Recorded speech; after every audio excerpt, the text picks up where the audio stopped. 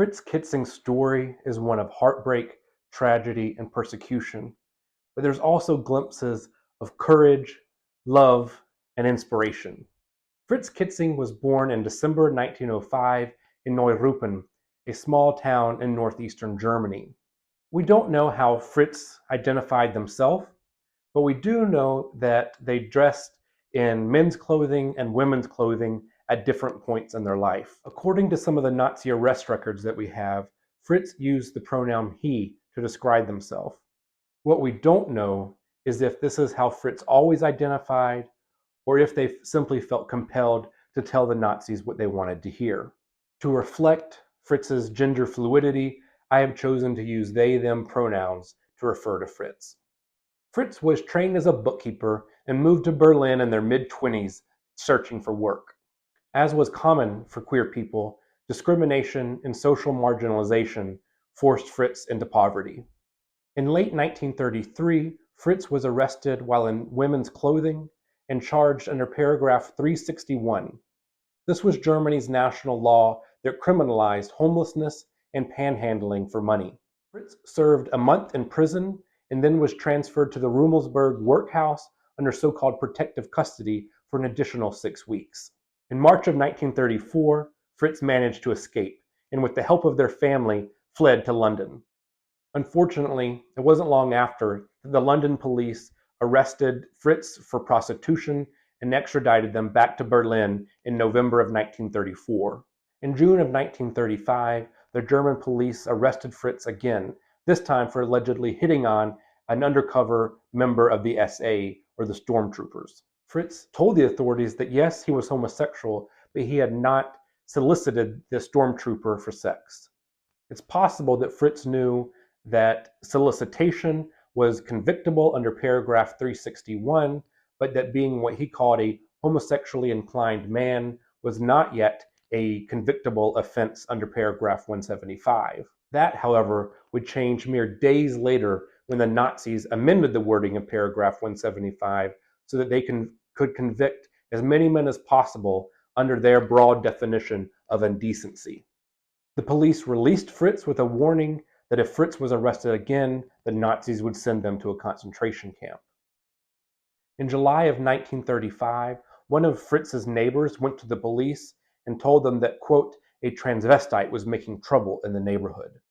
For unknown reasons, the cops didn't arrest Fritz until almost a year later in March of 1936. While Fritz was in custody, their brother, Hans Joachim, wrote to the police trying to find information about Fritz's case and also asking if he could send food to Fritz while they were in prison. In a moving show of support, Hans Joachim wrote a letter to his brother Fritz and said, I don't know what they're accusing you of, but I will do everything in my power to help you through it.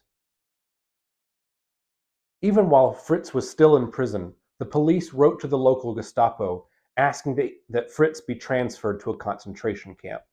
In a formal petition, the police wrote, complaints about the shameless goings-on of transvestites were a danger to the public. It would be a great service to the public, and even to these morally depraved people themselves, if we sent Kitzing to a concentration camp. 2 months later, the Gestapo approved the petition, and they sent Fritz to the Lichtenberg camp. After 5 months in Lichtenberg, Fritz was transferred to the Sachsenhausen camp.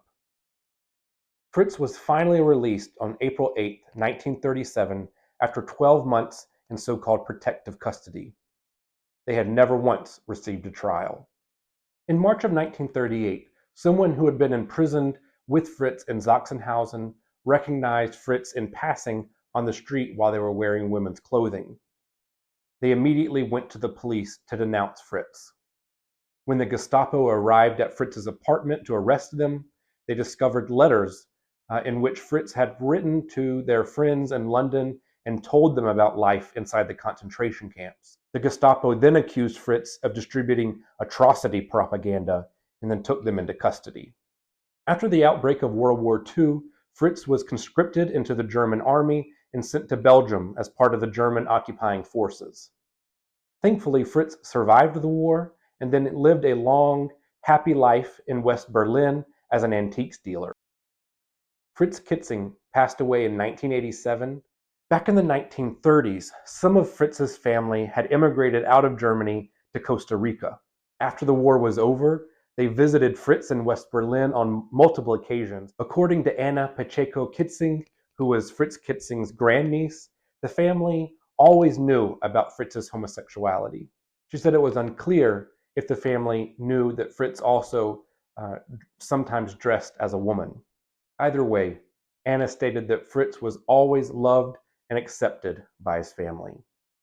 So often, these LGBTQ stories from Nazi Germany are full of people being shunned, even by their friends and family, simply for who they are, being targeted by the regime or turned in by their neighbors, their coworkers, their landlords.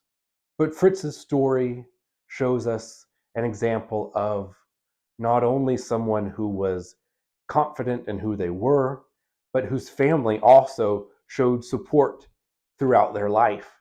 I'm so happy to learn that Fritz wasn't forgotten about after the end of the war, that their family continued to show support, visit them, and include them as part of the family. May this historical example be a lesson of how families can love and support their queer members today.